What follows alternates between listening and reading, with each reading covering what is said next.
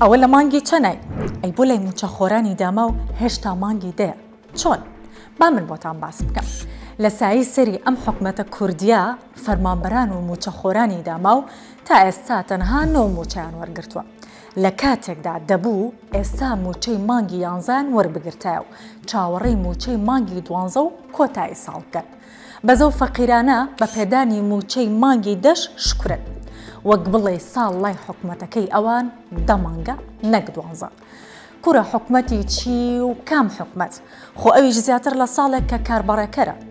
جا هەر لەسەر ئەم سێ موچەی کۆتایی ئەم ساڵ ڤار بە دواداچوونێکی کردووە بۆی دەرکەوتووە ئەم ساڵ تەنها یەک موچەی دیکە خەرج دەکرێت ئەویش دەکەوێتە دوای دابەشکردنی موچەی مانگی 12 فەرمانبەرانی عێراق کە ڕەنگە کەوێتە ساڵی داهاتووشەوە ئێستا دەڵێن ئەی دوو موچەی مانگی 11 و 12 منیش پێتان دەڵێم حکومەت شتێکی لێیە کات و بۆتان خەمتان نەبێت